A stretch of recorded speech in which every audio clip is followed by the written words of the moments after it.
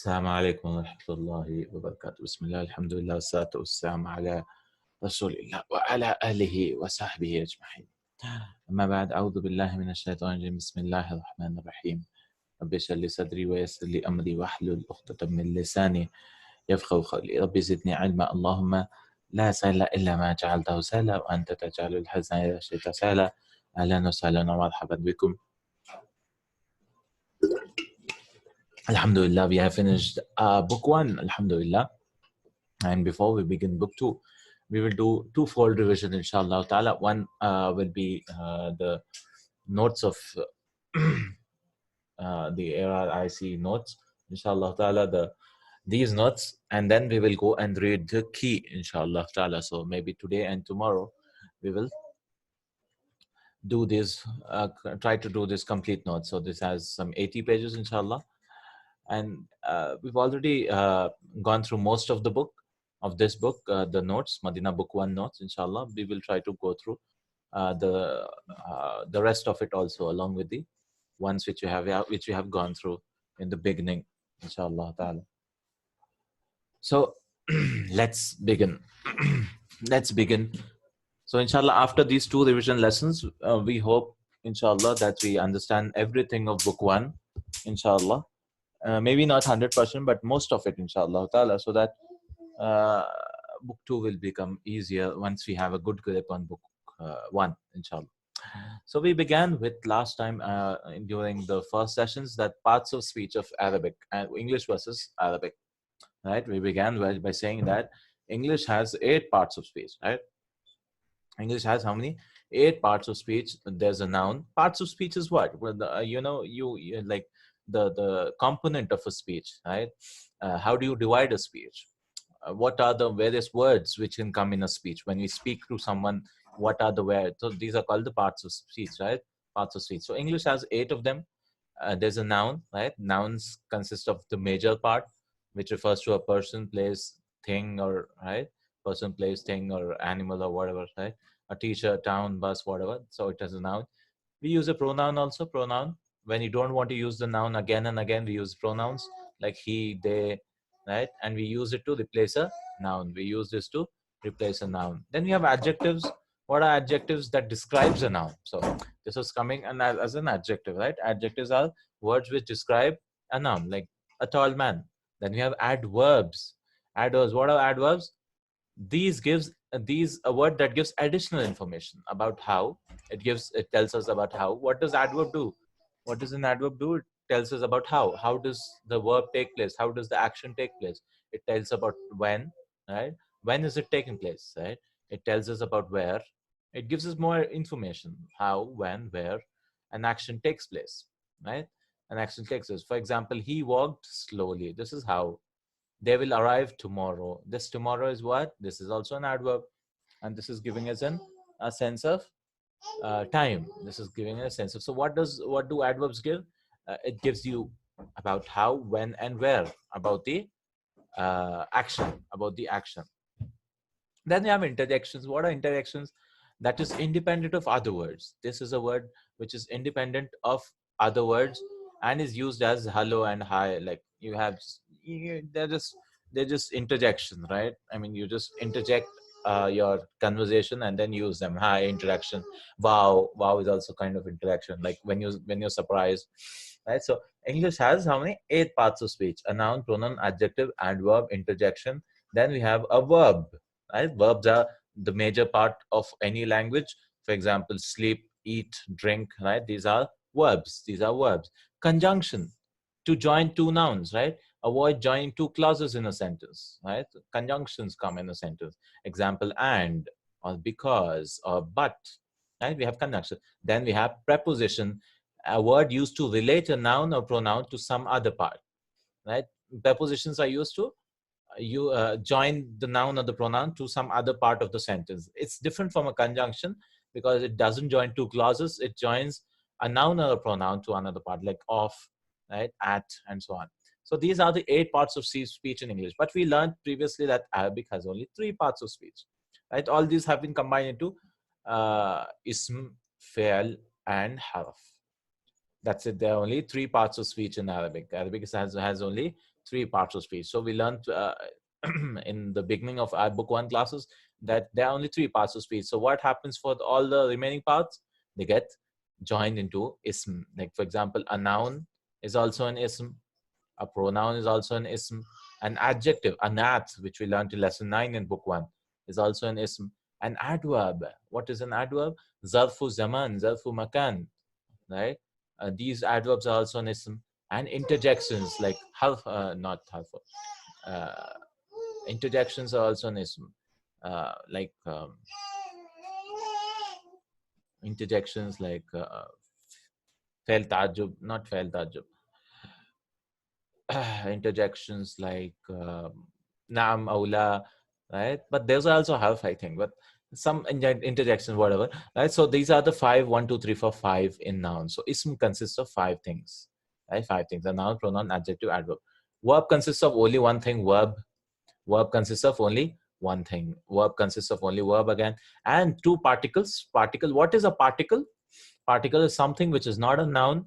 That is, it doesn't have a meaning in and of itself. It's not a verb. Right? It doesn't show any action.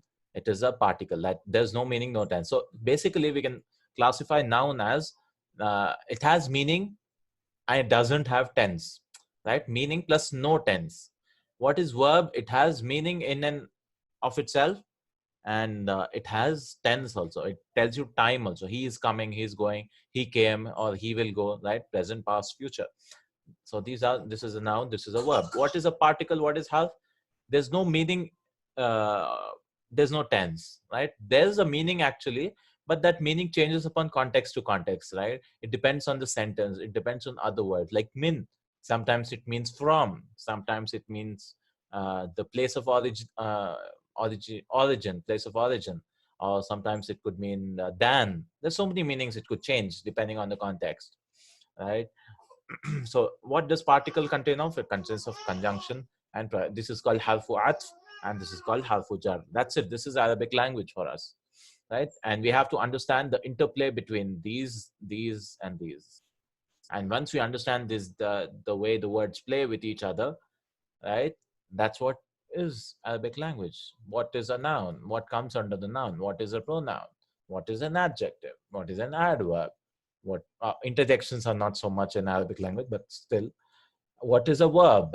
Now, basically, we've done all of these except interjection. Maybe we didn't do much about it, yeah, because there's no special thing for introduction. I think because they are included in the verb. There's the fi'l ta'ajjub, right? Where we show ajmala, right? Ta'ajjub, where we show wonder, sign of wonder, and so on.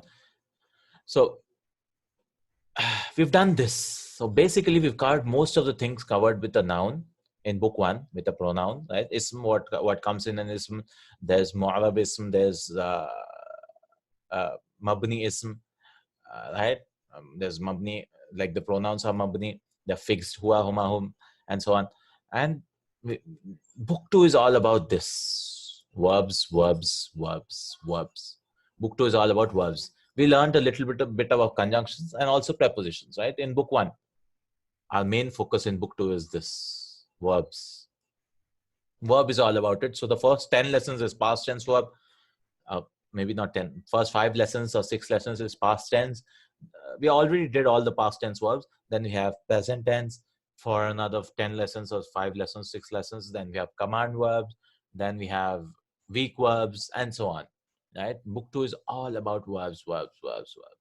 Even book 3, almost half of book 3 is all about verbs, verbs, verbs. So these are the parts of speech in Arabic language. These are the parts of speech in Arabic language, right? Parts of speech in Arabic language, which we will cover. Then we learned about Arabic alphabets. Right? What are Arabic alphabets? There are 29 letters of alphabet. 29 letters. There are 28 consonants, and alif. The alif has two purposes. Consonants are they don't have a sound, and like you can't pronounce them without a vowel, right? Consonants are those. What? So in English, the letters themselves are vowels, but in Arabic, the vowels are the fatha, the makasra, right? The signs we have to put vowels on, because alif, ba, ta, sa, Jim, we cannot just pronounce, if there's a Jim without Dhamma or Fatha or Kasra, we cannot pronounce it. We have to just say Jim. We have to say the name of the letter. Hmm? So what this alif does two jobs. One, elongates a consonant. So you have a consonant, you want to elongate it. Like you have to say ta, instead of ta, you want to say ta. So what do? You add an alif, kitabun, kitabun. So it gives an elongation work. And also it acts as a bearer of Hamza, right? It is a seat of Hamza. This is called Hamzatul Qata, right? We learned about it. Hamzatul Qata. That is, it is cut off Hamza. It acts as a seat of this Hamza, because whenever we want to write Hamza for generally most of the words, except maybe Alif Lam, Al, it doesn't have Hamza. But most of the names and stuff, Asad and all, should have a Hamza like this. So it acts as a bearer. It acts as a seat, kursi of Hamza. Okay, so these two jobs of an alif, right? Alif, it does, right? So, so actually, the Hamza and this is alif and Hamza, right? They both share a kind of relationship with each other, right? They like Hamza's seat is alif. Sometimes Hamza sits on a waw also. When the previous letter has a dhamma, sometimes it sits on a ya also, right? It depends on the various place. Sometimes it comes alone, right? You write Hamza in between. Those are some writing rules. Very difficult to understand actually, because it takes a lot of practice for the spelling to be written. Sometimes it comes in between, sometimes it comes on alif, sometimes it comes on wow, sometimes on ya, right? So it has four types of cases how Hamza can be written. How Hamza can be written, inshallah. So these are the Arabic alphabet, right? These are the Arabic alphabet, 29 alphabet of Arabic language. Then we have vowel signs. These are the consonants, right? Alif, ba, ta, tha, jim, ha, kha, dal, zal. Abun, yeah, abun is Hamzatul Wasl. No, no. Ibnun is Hamzatul Wasl. This is Hamzatul Qata. Ibnun. Right? Ibnun is Hamzatul. No? Not Abun. We write Abu like this itself. Abu Khalid or whatever. Right? Ibnun is, the son is. Ibnun is Wasl. We'll learn in the future, inshallah. I mean, we learned already in book 1. So these are the 28 letters, consonants of Arabic language. Alif, ba, ta, tha, jim, ha, kha, dal, dal, ra, za, sin, shin, sa, ba, ta, va, ain, ghain, fa, qaf, kaf, lam, mim, nun, ha, waw, ya, hamza. Arabic vowel signs. What are the vowel signs? They help you pronounce a consonant, right? Vowels. That's what vowels do in English also. Like bat. What is a vowel? A is a vowel, right? They help you pronounce, because B we cannot pronounce. We cannot say BT. We cannot pronounce that. But, or how do you pronounce that? So vowels help you pronounce them. Vowel signs. So what are the vowel signs in Arabic? In English we have letters as vowels. In Arabic we have signs, right? Fatha, dhamma, kasra. So Arabic has 3 short vowels. How many vowels it has? 3 short vowels. That is, you just say it for 1 second. 1 second, like dhamma, fatha, and kasra. Or in Urdu, as they're called, pesh, zabar, and zer, right? Pesh, zabar, zer. But we will say dhamma, fatha, kasra anyways. Like muhandisun, muhandisun, and okay. Mim, mu, and ha here, and di here. Muhandis, right? Dhamma, fatha, kasra. So these are the short vowels. What are these? These are the short vowels. They also long vowels. What are long vowels? Long vowels are formed by adding the associated letters. So we'll add an alif or a vav or a ya, right? So we add an vav to elongate dhamma, right? You want to say ooh, how do you do that? We add a vav, right? Some people, what they do is, some scripts, what they do is they make this page itself kind of, there's some sign I forgot. The page itself, they make it a long page, something like this. Or they make it ulta, I mean the opposite something, right? And they do it something to show that this is a vow, right? Or they write a small vow here. Right? Some people do some weird, I mean, various scripts are there, but this is a standard now, alhamdulillah. A vow to elongate dhamma, right? Maftuhun, maftuhun. So this is set for 2 seconds, right? Maftuhun, kind of. We won't say this as maftuhun. No, this is maftuhun. This is alif to elongate the fatha, babun, right? 2 seconds, babun, 2 alifs. babun, and this ya too along with kasra. So these are called long vowels. Qamisun, and nothing is written on them, because if there's nothing on them, it has a sukun, it has a jazm, as is called babun. This is also sukun, right? There's no vowel on it because they themselves are vowels. There's nothing written on them. There's nothing. There's no sign on them put. So if it doesn't have anything, it has a sukun, right? Because absence of any vowel is denoted by a sukun, and we don't pronounce it. Okay, what is a sukun? Absence of a vowel, right? Absence of a vowel is called a sukun, is denoted by a sukun. So what is a sukun? Sukuns are just this sign, maksurun. Say, how do you say mak? Because we are stopping on that letter, right? Maksurun. Okay, so these are the vowel signs. Then we learnt about in book 1 about indefinite and definite. Any language, it is very important to identify what is definite and what is indefinite. Why? Because whenever you're making a sentence, if it is definite, then we should know about it, right? We should know about it. If it is indefinite, then there should be a sign that there's indefinite, right? Like in English, we have the and a and an, right? A car. So when I say a car, it's like any car. It could be any car. That's indefinite, right? And if I say the car, then you should be knowing. I mean, the listener should be knowing which car I'm talking about, right? The car is coming. So maybe through previous knowledge, or you're looking at the car, or so on, right? So indefinite and definite. This is the crux of any language, right? Indefinite and definite, to find anything which is definite and indefinite. And in English, Arabic nouns can be indefinite and definite. So nouns can be definite as well as indefinite, right? Definite is which is known. Indefinite is which is not known. It could be anything. Like a man, the man, right? The man is definite. So what is indefinite called? It's called nakira. Nakira. Indefinite is called nakira, and definite is called ma'rifa. Definite is called ma'rifa, right? Ma'rifa, and these are names which we have learned. So an indefinite noun is indicated by a tanween, right? Generally speaking, 90% of the time, an indefinite noun, what is tanween? Which doubles the vowel sign at the end of the word. Which what it does is doubles the vowel sign, right? So tanween is what doubles the vowel sign. So kitabun, what does this tanween show us? This means this is nakira, that is indefinite. A book, kitabun, kitabun anzalnahu ilayk, a book which has been revealed to you. Kursiyun, a chair, a chair. It's not the chair. We don't know which chair it is. It could be any chair. A book is any book, right? A book. It is indefinite. It is nakira. What is definite noun? A definite noun is indicated by a al. Generally speaking, there's 7 types of definiteness, but one of them is al. We put al to make it definite. What is definite? We are talking something which is known. The man came into the house. The man. Prefix to the. This also results in eliminating the tanween. And this is the first rule that you've learned, right?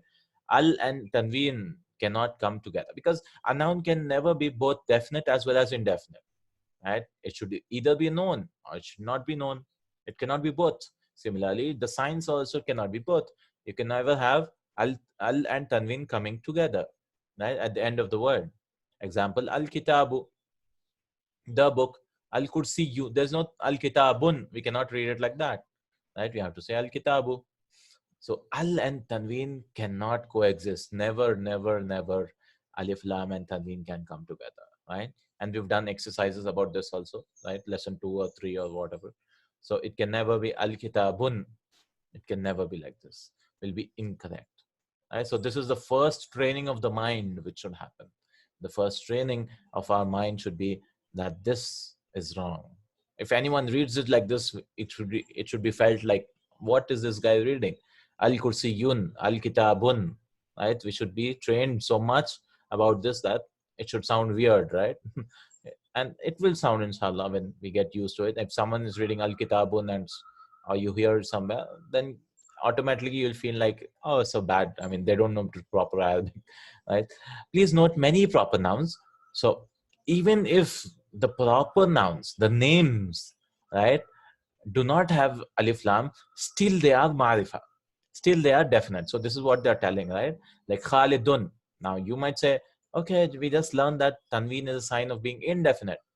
But no, this is a name, right? When you're talking about Khalid, I assume you know about Khalid, right? Khalid is coming. So we know, I mean, you should know about Khalid. If you don't, then you should ask who's Khalid.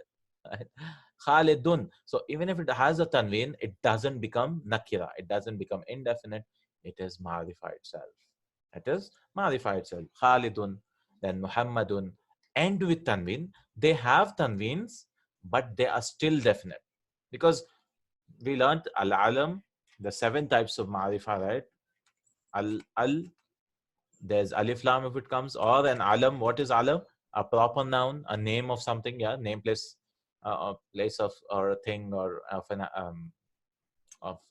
a name, right? A name. Alam is a name. Al-alamu wa damir, and there's damir.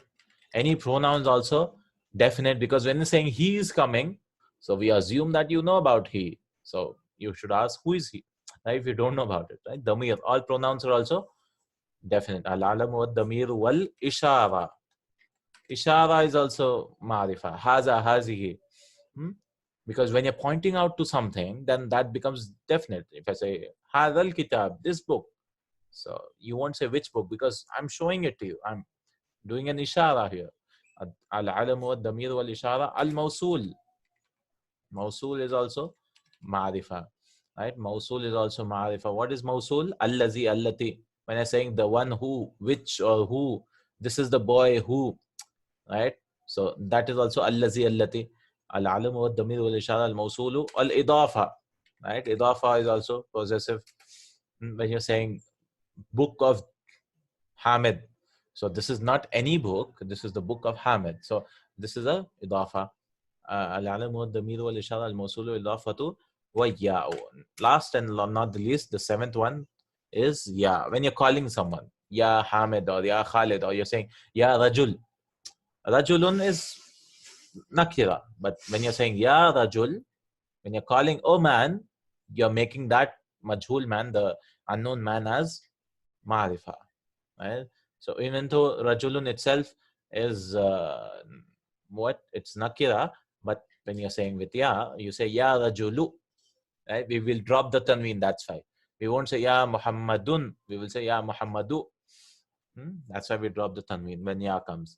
So these are the 7 forms of tanween. Anyways, we don't, I mean, this is just for information that these are the 7 forms of ma'rifa. Ma'rifa. Al-alamu wa damir wal ishara, al-mawsulu wal idafatu wa ya'u.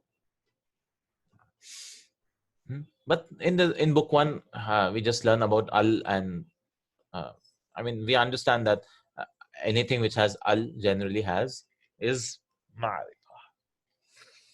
Then we learned about ishara, right? We learned about this and that. This and that in lesson 3 and 4. Hada, zalika, right? Hada and zalika. We learned about ishara. What is ishara? In any language, a child learns a language by pointing things out, right? He says, what is this? He says, what is that? He just uses his finger, right? He uses his finger. So how do you use that finger in a language? by using words, right? This, Aza means this. That means you're pointing to a thing which is close by. Zalika means far, the thing which is far, that, right? These are the words. I mean, instead of using fingers, we understand that this is what is being talked about. Like if I say, Hada kitabun, this is a book, right? I need not point fingers now, right? Because it's understood that I'm talking about the book which is close to me. Right? If I say that is a book, I'm talking to something which is far away. Right? So these are called demonstrative, because you demonstrate your actions, yeah, your words. Ismul ishara, or you're just pointing them out. You're just doing an ishara, right? So there are 2 types of ismul ishara. We learned about it. Ismul ishara lil qarib, right? Demonstrative pronouns which are close by, right? Anything which is close by, and we use haza, hazi, and all that. And ismul ishara lil ba'id. This is something for far, right? We use for something for close, and this is for far. Haza and zalika, and haza and zalika. So if I want to say that is a door, how do I say zalika babun? That is a door, because that comes from zalika, and A door comes from this. Is this understood mostly? Right? A door comes to babun because of the tanween, a door, and zalika, that is that. So these are also masculine, feminine, and all that, right? Hada, dalika, these they both are masculine. For feminine we will learn in the future. I mean, in book one we learned feminine also as hazihi and tilka. These are used when pointing to masculine nouns, right? When you're pointing to things, they have feminine counterparts. We'll learn later, right? They'll come later on.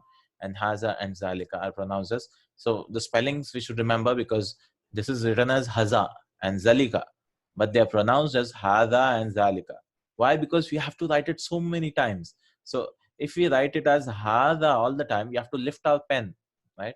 You have to ha, then lift your pen, then write hada. Similarly, zalika. So what they did was they skipped this. They moved this and just wrote it like this, lifting the pen only once instead of twice, right? So it's just convenience, yeah, convenience spelling, because hada you have to write so many times, this or that, this and that, because that's what you want to tell, right? That's what you want to tell. But they're written without the alif. There's no alif written here, but they're pronounced. It's understood that this is haza. This is not haza or zalika. This is haza and zalika. Right? Hada kitabun. This is a book. This is a book. The next thing which we learned was what and who. Right? Ma and man. Ma and man. What and who. We learned this. Ma and man. We learned that for ma is used for things. Yeah. غير aqil. And man is used for aqil. So what is ma? Ma means what? Generally, ma means what? Right? We learn several. There are several types of ma actually, but the basic form is ma when you use in a question ma, and is used for irrational things. Irrational things. What are irrational things? غير عقل. These are called غير عقل. That is non-living things like trees, plants. Animals are also irrational according to Islam. I mean, not they don't have soul. Animals don't have souls, right? I mean, they don't have. Generally speaking, they don't have resurrection, qiyamah, jannat and jahannam, right? They don't have plants, etc. Irrational. These are called ghayru aqilin. Instead of saying non-living, even living things come here, like animals and plants. At what does come? What comes in aqil? We use man for that. Man. Who? We don't say what. Right? This is used for rational beings. These include Allah subhanahu wa ta'ala, of course, right? Human beings, jinns, and angels, right? So aqil, generally speaking, includes four things. Four people, four types of aqil beings. Except we see only one of them. We see only human beings. We don't see jinn, we don't see angels, and of course we don't see Allah subhanahu wa ta'ala in this world. Right? So we just see human beings. So this is how it is. Aqil is only human beings on this earth. I mean, the ones we can see. The rest all we don't see. They are ghaib. They are ghaib, jinns and angels. Are ghaib. So, for example, ma hada, what is this? Man hada is used for who is this? We won't say it for a dog. We won't say man hada, who is this? For a dog, right? Or a cat. Man hada, right? We won't say that. And many people try to do that for their pets. They don't call this a dog or don't call this a cat. But in Arabic, we don't do that. I mean, you have to say it is ghayr. Next thing, this is what difference between ma and man. Ma and man. The difference between ma and man. The next thing is particle of interrogation and answers. We learned about how do we want to ask a question is we just put a hamza. Khalas. For example, haza baytun. This is a house. If I want to say, is this a house? What I do is I put this hamza. This hamza doesn't actually have a meaning, right? Because previously in Arabic we didn't have question marks and so on. We didn't have question marks, right? I mean, they didn't have question marks, commas, interjections, and so on. They used this ahada baitun, ahada baitun, or they used hal also, but he's bringing it later on. Ahada baitun, is this a house? This hamza is called hamzatul qata. Right? This hamza is called hamzatul qata. Prefixing hamza to a statement turns it into a question. It will turn this into a question, and this is called harful istif. It's not a ism. It's not a noun. It's not a verb. It's a harf, because it's a harf, right? One letter harf. right? Harful istifham. This is called particle of interrogation. You want to ask a question, use this harf. And la, this is called no, and naam means yes. And naam and la are also particles. They're not isms. Huruful jawab. They're called huruful jawab, particles of answer. Particles of answer. Hmm? So these are harful istifham and huruful jawab. The plural of harf is huruf. Huruful jawabi, mudaf and mudaf ilayh. And this is what we learned in the beginning. Before lesson 5, this is what we kept on learning. Then we learned in lesson 4, solar versus lunar letters. And this is part of tajweed. This is part of tajweed, where how do you pronounce letters Shamsiya and Qamariya? So there are 28 consonant letters, right? 28 letters which we learned just now. So what the first 14 are called solar letters, and the next are called lunar letters, right? Solar and lunar, that is Shamsiya, al-Huruf al-Shamsiya and Huruf al-Qamariya, right? And why are they called so on? Because the word Shams itself is an example of this type of letters, and Qamar is also. For example, how do you pronounce this? We say Ash-Shamsu, right? Ash-Shamsu. We won't say Al-Shamsu. And general easy way of identifying a Shamsiya is we look at this Tajdeed, right? If it is on this letter, we skip this, right? If there's nothing on it, then it might be difficult for some of us, but we get used to it. We get used to it. It'll sound weird. And generally, these letters, the Shamsiya letters, why do we have to do it? Because the makhraj, the place of pronouncing this letter is close to the lam. See, la is also coming from there. Sheen is also very close. So al Shamsiya, it's like you have to put your tongue over there itself, right? Al Shamsiya, Al Shamsiya. It sounds weird.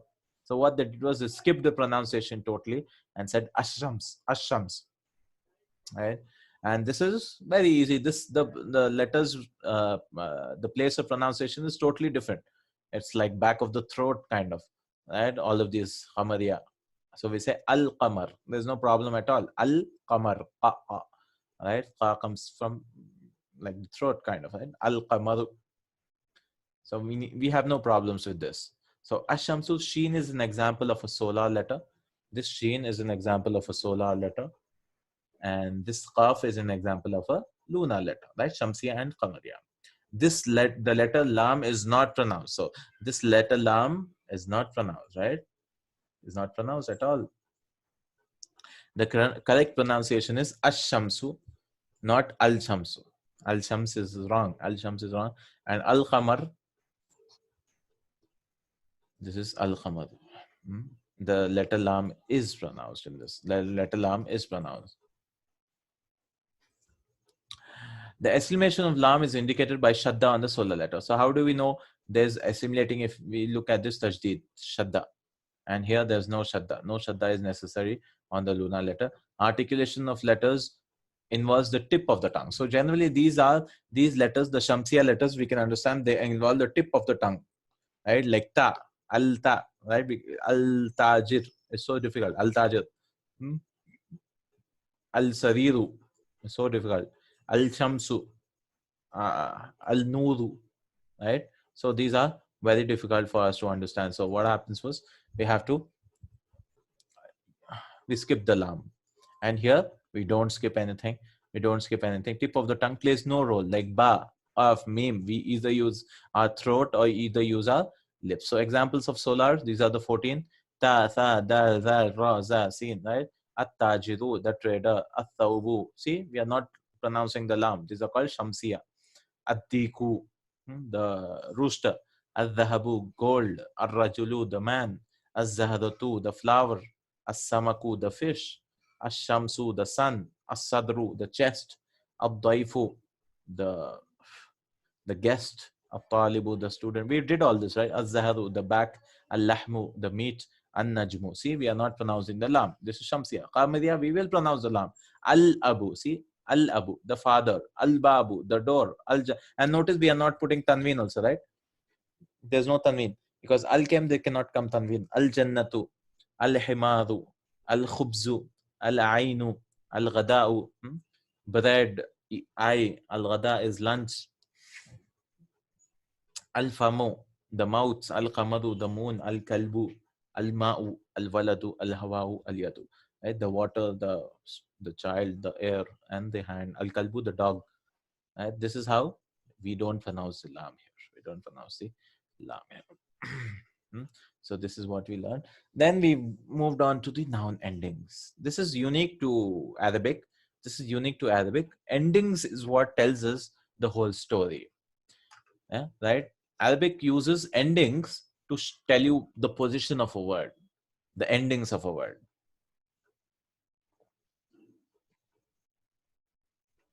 In English,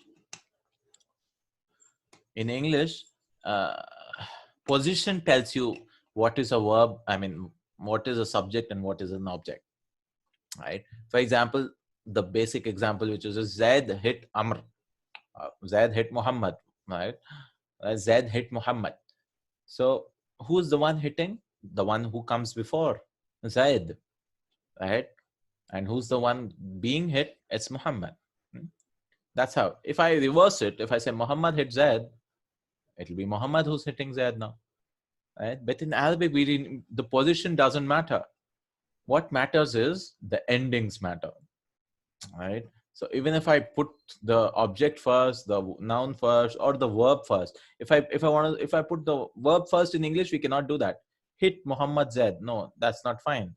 Verb cannot come in the beginning, right? Or hit Zaid Muhammad. That's wrong. But in Arabic, we can do that. We can put it in any order, and we will get to know that who's hitting whom.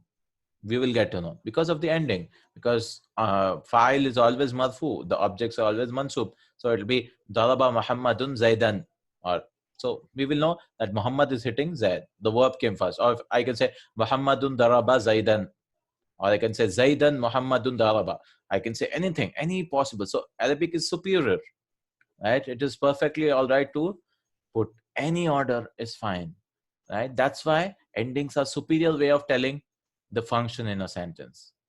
Endings are superior than just a fixed position. In English, we have to use the position, or else we can't tell a sentence. Hmm? In Arabic, nouns have different endings. The endings tell you the whole story, right? Endings are very important. And this Nahu, the study of Nahu, is called the study of endings, right? Once we understand the endings of any verb or any word, then we are able to tell the whole story, what is happening what in the sentence, to show their function in a sentence. The function is what is important in a sentence. Is that the verb? Is that the subject? Is that the object? Is that the uh, location, right? We want to know if it's a location or the time, or right, in a sentence there could be so many things happening. So that is what these endings help us, right? These are called noun cases or case endings, or Arab. They're called Arab in English, Arabic. They're called Arab in Arabic, right? So there are three cases, generally speaking, for nouns. I'm not talking about verbs, because verbs also have three cases, which we'll learn in book 2, inshallah. These are only for asma, for nouns itself, right? Because there's no majrur in verbs. There's majzoom, right? It gets a sukun. Okay. But there's marfu, nominative case, right? Nominative case, marfu. And how do we know its ending? Basically, this 90% of the time we get to know by a dhamma, right? If the ending has a dhamma, it's called marfu. And this noun is in a state of which state? Marfu. And what does generally does? It is a subject in a sentence, the mubtada or the file. And there are like so many places where a noun can be marfu, right? The khabar of inna, ism of kana, and so on, right? Marfuat. They're called marfuat. Marfuat, where it could be, hmm, or maybe we could do this. Okay, inshallah. Please relog in again. Jazakallah khair. 40 minutes. Assalamu alaikum.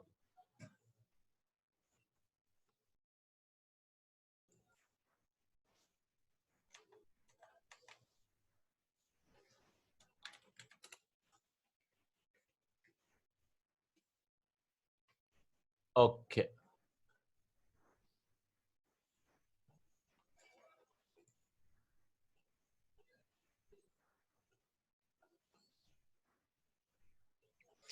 let's look at the marfuat. Right, marfuat, nominatives. So if you have dhamma in a sentence, what could it be? Right? We have not learned all of them. We've just learned a little bit.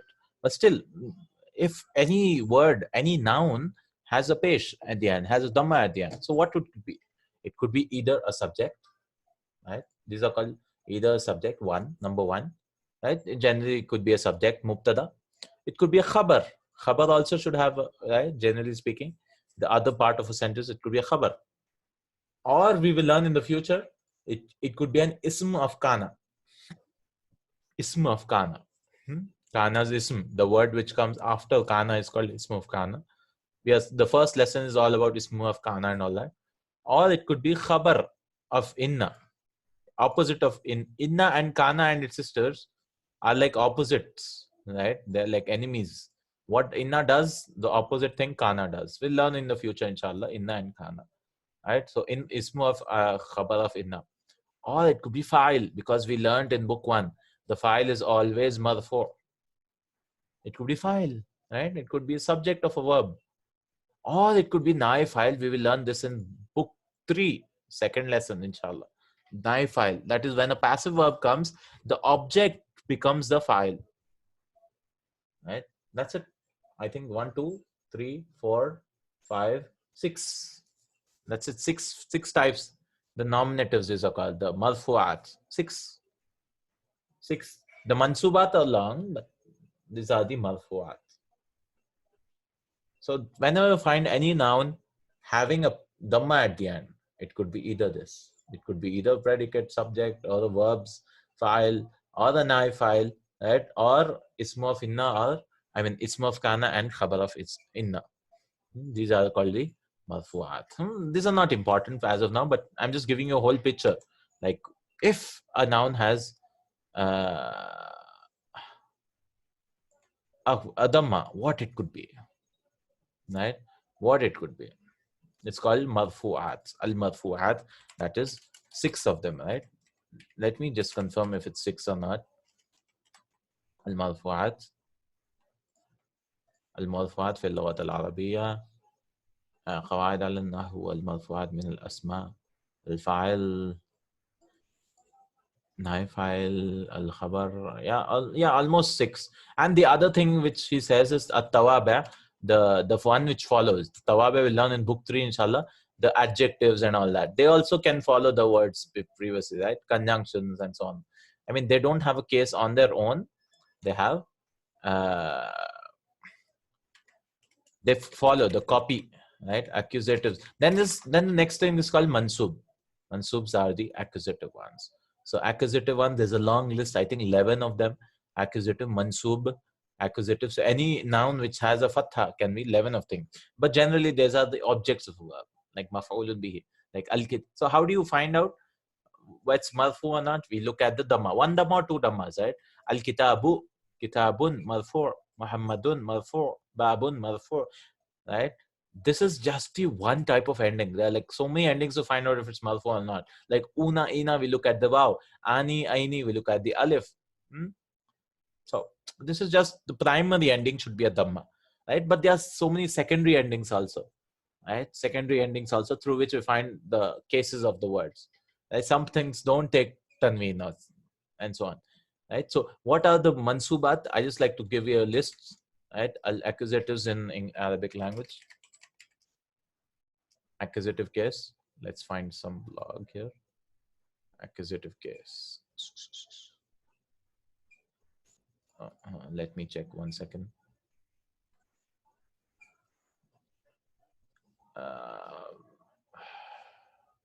I'm not able to find.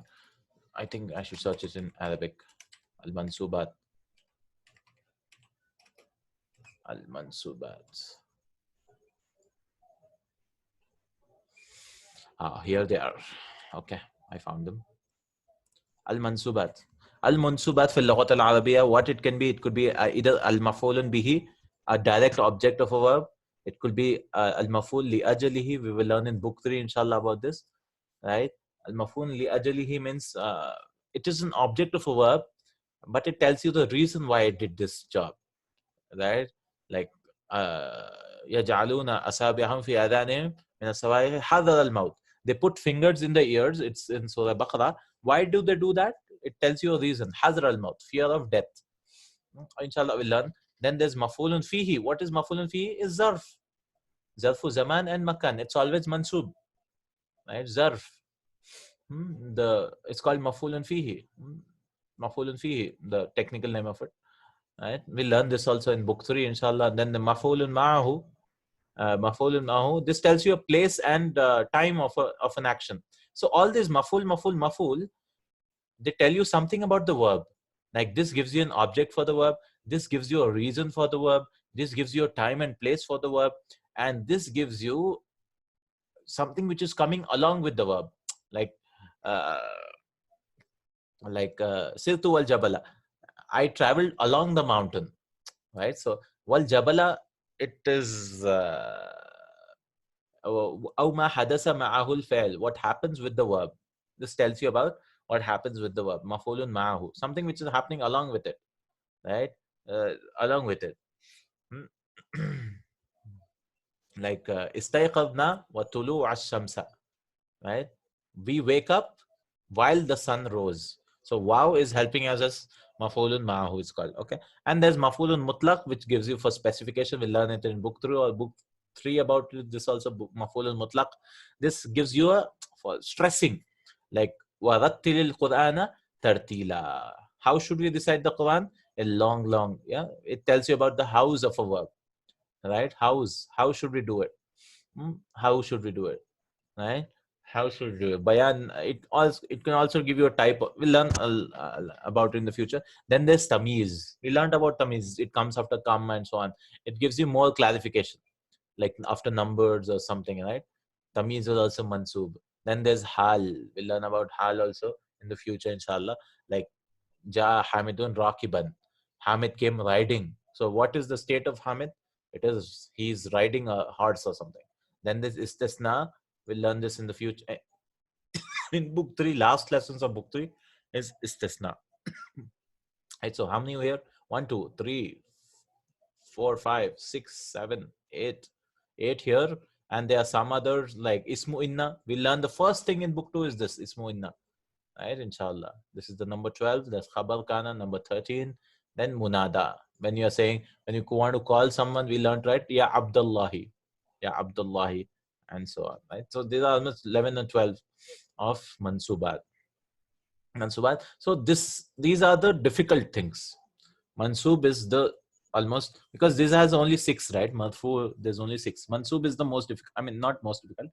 I mean, out of all the 3, these are the mansub. To find out why is it mansub is difficult, because it has 11 to 12 cases why it could be as mansub, right? Like why is it al-kitaba and kitaban and Muhammad and Baba. The easiest is majroor. It has only 2 cases. That's 2. Either a preposition will come or it is a mudaf ilayhi. That's it, right? There are only 2 cases why a word could have kasra, or maybe 3 actually, because one is conditional kasras we put, right, when you're joining 2 sentences, 2 words. Alif lam comes, and we'll learn them. I mean, it will come in the future, right? I mean, we learned about it in book 1, right? A conditional one just to join, right? That is also done. But as a case ending, only 2 cases. As a case ending, this is called majroor. So marfu, mansub, and majroor, right? These are the 3 cases why, what I mean, the story of case endings. So this could be either possessor of a thing or comes after a preposition. This is not be possessed thing, right? Not possessor. Yeah, temporary kasas come for various reasons, just for joining purposes, but they're not permanent, like, right? Al-Kitabi, Kitabin, Muhammadin, Babin. There are only 2 cases. Majroor, because it either it's a mudaf ilayhi. See, mudaf ilayhi could be for various reasons. Either a mudaf is coming or the zarf is coming. We learned, right? A zarf also, the word after it is mudaf ilayhi, right? Tahta, amama. Or either some special mudafs will come, like ghayru is also special mudaf. Ghayrullahi. There's some special mudafs. But the generally is mudaf ilayhi should be majroor. So these are only 2 reasons. These are 6. These are 11. So 11 or 12, maybe 12 plus 6, 18. 18 plus 2, 20. khalas. But totally, I think 22 places, because mansub, there's like not 12, 13, 14, some rare cases also. 22 places, that's it, of nouns. These are all about nouns here, not about verbs. Verbs is a total different story. Verbs is a total different story. But this is marfu, mansub, and majrur of nouns. So these are the case ending, right? Marfu, mansub, and majrur. So the basic thing which we have to understand is we look at the endings. I'm trying to go into as much detail as possible because this gives us a whole understanding of what is happening in a language, inshallah, I hope, right? Because once we are done with this, we won't come back to this. We'll be in a different game together. We'll be all about talking about verbs, verbs, verbs, verbs. We won't come back to this. Then we learned about a jumla ismiya, nominal sentence. So there are two types of sentences, right? In Arabic language, a nominal sentence, one which starts with a noun and another which starts with a verb, right? It can never start with a what do you call, the subject can never be starting with a preposition. Although it can start, technically speaking, but it's not the subject of a sentence, right? So particles can never be used as a starting point. We can, right? It can be used when the subject is nakira. That's an exception, but generally speaking, they don't come in the beginning. We can say fil baiti rajulun. That's fine because that is a rule. We have to say like that, right? Fil baiti rajulun, because rajulun fil baiti is not allowed in Arabic language. We cannot start a sentence with a nakira, right? Rajulun fil baiti is prohibited totally. So fil baiti rajulun is how we should say it. It's mandatory. But that doesn't make fil baiti jar majrur and zarf can never be the mubtada. So we are learning about jumla ismiya. What is jumla ismiya? A sentence that starts with a noun. We learned about this in the beginning itself. It has a subject and a predicate. So any jumla ismiya should always have a subject, not failure. In failure, we don't care about, and we are not worried about subject and predicate because there's nothing about it. It's all about action. So when an action comes, we are worried about who did the action, when did that action happen, how it happened, on whom was the action done. We're worried about the file, mafulun bihi, zarf, mafulun fihi, maful li ajali. We don't care about subject and predicate and jumla fi'liya. We consider jumla ismiya, right? Mubtada and khabar only in jumla ismiya. Both the subject are always nominative, right? Both the subject and the predicate are always marfu. Mubtada and khabar should be marfu. Now, sometimes what happens is a whole phrase comes as khabar, like ar-rajulu fil baiti. Now, fil baiti becomes the predicate, right? So we said that it should be always be marfu. So we says that the phrase is taking the place of marfu. You say fi mahalli rafa, right? Right. So I mean, sentences can also be. So we learn the noun case endings of words, but the sentences also can have, or phrases can also have case endings. Why? Because instead of bringing an adjective, sometimes what we bring, we want to state a whole sentence, right? So that's why we bring allazi. So instead of saying the man, uh, the strange man, adjective, right? The strange man, right? I want to remove that strange and use a whole sentence. The man who just came into our room, whom we don't know about him or something, right? The man whom we never heard about, right? We are bringing a whole sentence to describe that man. So that's why we use allazi and allati. So that is actually an adjective, because allazi is what? Alladhi khalaqa al-mauta wal hayata. Who is that allazi? Who creates death and life? تبارك الذي بيده الملك. تبارك الذي بيده الملك وهو على كل شيء قدير. Right? Blessed be the one who, right? Who has all the kingdom of the heavens and the earth, right? And he's able to do all things. And he's further described, الذي خلق الموت والحياة. He creates death and life. So these are all adjectives. Allazi helps you giving an adjective with the help of a sentence, right? So the subject is mostly definite. So mostly definite. The subjects are 90% they are definite, because when you're starting a sentence, the subject should be mostly definite, right? I mean, if you want to talk about something indefinite, then it comes as a late subject, and the predicate is mostly nakira. The predicate is mostly indefinite. Like for example, al-kitabu jadidun. What is al-kitabu? It is mubtada, right? It is the subject. It is marfu. How do we know it's marfu? We have a dhamma here. It is marifa. How do we know it's marifa? Because we have an alif lam. So this word tells you three stories.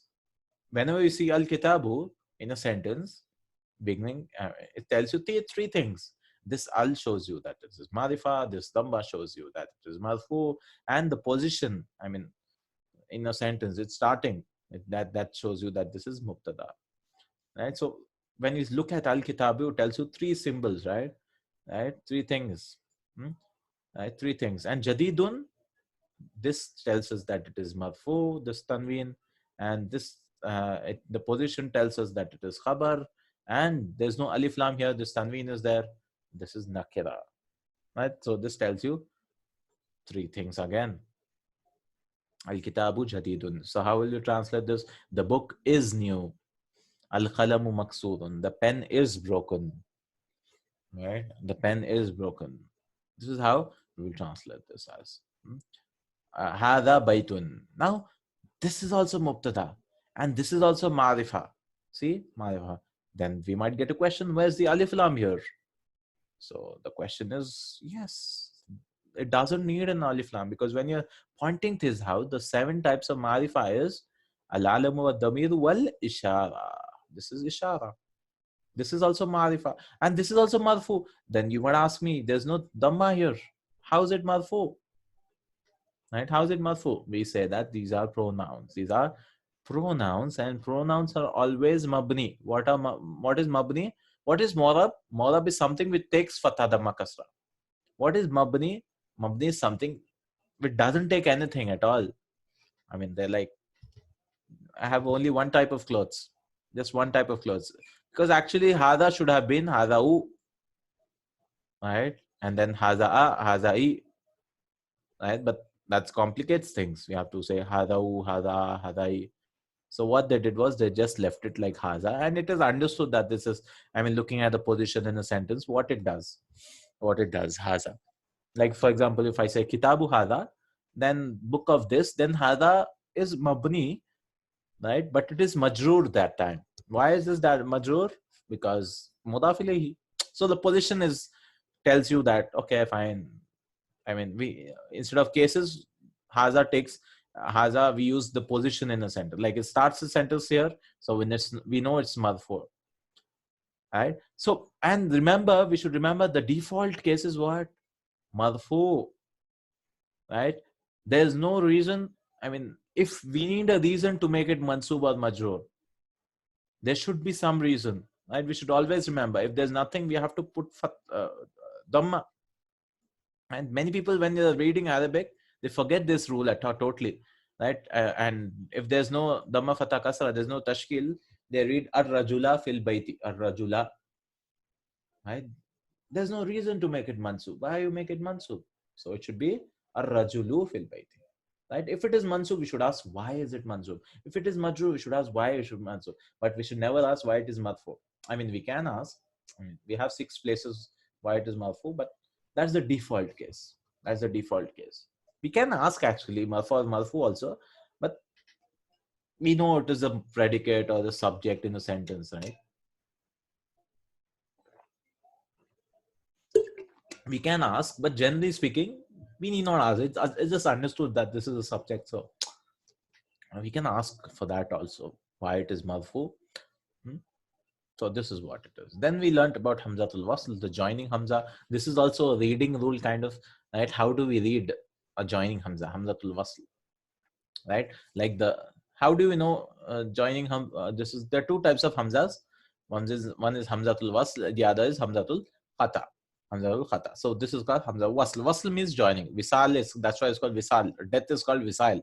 Some people say Visal, joining of the soul, right? Or something. Right, joining, like the Sufis and all this used to say visal. They say joining of the soul, na'uz billah, with the, I mean, with the soul of Allah subhanahu wa ta'ala, all that, right? Like moksha kind of, right? That's what they say when all the souls go and meet the soul of the creator, right? Sufis also got that concept. They say visal for death, right? It's called fana. It's called fana, right? The Sufism concept of union with God, it's called, right? When all souls go and meet the God. Like we have in Hinduism, like they have, like, you go through stages, rebirth, and when you do a lot of good things, then you get moksha.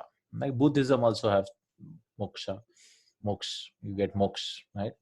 You unite with the Creator, and all souls live peacefully. There's nothing there. There's no kind of this thing there, and that's moksha.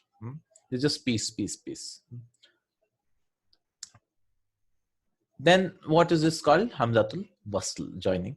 This is Hamzatul Wasl. Al is called the definite article. The definite article. This is called Hamzatul Wasl. Right? Al, in Al. If it is preceded by another word, it is not pronounced. So what does Hamzatul Wasl do? If it is preceded by another word, it is not pronounced. Right? It is not pronounced. Like Al Baytu. Al Baytu. We are going very slow. Inshallah, let's finish 20 pages and then we can stop. Inshallah. Maybe I'm okay with going slow, because inshallah, even if it take 2 weeks to revise the whole book one, I'm happy with it, inshallah. Right. Then this is Hamdatul Was, Al Baytu. The house is pronounced as Al Baytu. And if Waw comes before it, what do we say? Wal Baytu. Right? Wal Baytu. And the house is pronounced as Wal Baytu. We don't say Wa Al Baytu. We don't stop and say Wa Al Baytu. Right? We will say Al Baytu and Wal Baytu. And then Hamzatul Was also appears in words without alif lam. For example, Ibnun, Ismun, right? Like Bismillahi. It's actually Bismillahi. But that is joined. Ibnun also. Isa ibn Maryam. Isa ibn Maryam. So how do we know it's Hamzatul Wasl? We just look for one of the following three conditions. Three signs. One, they put a small sad here. Sad here. And one without any sad or hamza, like you just write like this. This is also Hamzatul Wasl. Or completely omitted. We just totally omit it. Bismillahi. It's actually Bismillahi. We don't write it at all, because Bismillah also, we write it so many times. So what they did was, there was like, oh God, I don't want to keep writing the alif all the time. So they skipped it writing at all. You have to write everything, right? Whenever you want to start anything, Bismillah. So they just skipped it totally. So Bismillah. This is how you find both the alif and the Hamzatul Wasl and the lam in the alif lam are not pronounced when the word starts with the solar letter, which we learned just now, Harf Shamsiyah, lesson 4 of book 1. And it's preceded by another word, like one najmu. So from here, we directly jump to the noon, right? We don't say wal najmu and all that, right? One najmu and not al najmu or an najmu. This is totally wrong. We don't do this. The other type of Hamza is called Hamzatul Qata. Qat'i. As opposed to Hamzatul Was, this should be pronounced. It's always pronounced. Right? We should stop to pronounce this, regardless of its position of center. Like for example, Hamzatul Qata, there's a Hamza written, small Hamza is written like this, or it could be written below. This means A and this means E. Like if Hamza is written below, it means E. And we should stop to pronounce this. Like Qul huwallahu ahad. We are stopping to pronounce. We are not just joining Qul huwallahu ahad. We are not saying like that. We are stopping to pronounce this. But in the Pakistani and Indian Qur'ans, we don't have this difference. So many of us, we don't know about this difference. But if you read like Saudi Mus'haf, the script and all that, they have clearly the Hamzatul Qata and Hamzatul Wasl. Right? And this is very important to learn Arabic grammar, because it tells us a lot about what is happening, right, in the sentence. So once the people who learn Arabic grammar should start reading of course, it's not necessary, but it will help for us to understand why they named them weird, the joining. Hamza we leave and Hamza Khata we read. Yes, Hamzatul Wasl we leave. We don't, if a word comes before it. Why is it called Wasl? Because we are joining, right? Wal Baitu. We're joining to the word after that. We're not stopping in between. Wal Baitu. See, it's like one word, but they're actually two words. Right? And Hamzatul Khata we should read. In this, we don't read this Wal Baitu. We are not saying Wa'al Baitu. Wa'al. We just join. It is as if we write it, but we don't read it. It's as if there's no alif at all. We're just skipping silent letters, kind of, right? Like tsunami, right? The T in tsunami is silent. Psychology, the P in, I mean, why do you have P then? I mean, if you are never going to pronounce it, why are you writing in the spelling? But that's how it became. Hamzatul Qat'i. This is how it is. Hamzatul Qat'i. Hamzatul Qat'i. Like is. Like id wa id qala. We're not saying was qala. We have to stop and pronounce it. Wa id qala. We're not skipping it. You have to pronounce it. Wa id qala rabbuka. Right? This is called Qat'un. Examples of the Qur'an of Hamzatul Wasl and Qata. Right? Al-Huruf al-Shamsiyya wal-Qamariya, Hamzatul Wasl. We have some examples. Find solar letters, lunar letters, and instances of Hamzatul Wasl and Hamzatul Qata. So we find like Alhamdulillahi Rabbil Alameen. So what is this al? This is Wasl. So this is a sign of being Wasl. Right? Here it is Hamzatul Wasl. Alhamdulillahi. What is the Shamsiyya? Because we are skipping the lam, right? Lam is anyway Shamsiyya. Lillahi Rabbil Alameen. So this Hamza is what? This is Wasl. And Ain is what? This is Khamariya, right? Because we are pronouncing the lam. Ar-Rahman Ar-Rahim. Here it's Shamsiyya as well as Wasl. And then Wasl here again. And this is Shamsiyya again. Maliki Yawmiddin. And this is Wasl again. And this is Shams again. So everywhere we can find this Shamsiyya, Khamariya, and Wasl or not. Iyaka. Now comes Qat'i. Hamzatul Qata. We have to pronounce this. Iyaka na'budu wa iyaka. See, we are pronouncing this. We are not just joining the wa iyaka is not being done here. Wa iyaka nasta'in. Ihdina sirat al-mustaqim. This is what? This is wasl. Because we learn in the future that command verbs, they don't have qata, they have wasl, right? Like if'al has wasl. We can join them fiercely. So many people, when they want to join, they say إياك نعبد وإياك نستعين اهدنا الصراط المستقيم. See, what I did was I just jumped from نستعينه. I just jumped here. Right? We can't do that. إياك نعبد وإياك نستعين اهدنا الصراط المستقيم. Right? This is how we jump here. Right? So, and this is also wasl. صراط المستقيم صراط الذين أن. So we are stopping again. This is khata. An'amta. We're not just joining them. But here, Sirat al-Ladina, I'm just skipping the Hamza. I'm just joining this here, right? Sirat al-Ladina. I'm not saying Sirat al-Ladina. An'amta alayhim ghayril maghdubi alayhim waladdallin. This is Khamariya again. Khamariya is also here. Maghdubi, alif lam, and waladdallin. I mean, so these are these things, inshallah. Right? We'll do the prepositions and all from tomorrow, inshallah. We'll continue from here tomorrow, inshallah. Right? So we might take two weeks, 4 classes or something, inshallah. Because after this, we have to read our book 1 key also, inshallah. Where we have lesson wise of what we learned, lesson 1 to 23, inshallah. Right? So if we are doing a long revision, inshallah, we'll do the same thing for book 2 also once we finish book 2. Where we read this book and that book so that we get a whole picture. So that because we tend to forget so many rules. Jazakallah khair. Subhanakallahumma wa bihamdik. Ashhadu an la ilaha illa ant. Astaghfiruk wa atubu ilaik. See you tomorrow, inshallah. Assalamu alaikum wa rahmatullahi wa barakatuh.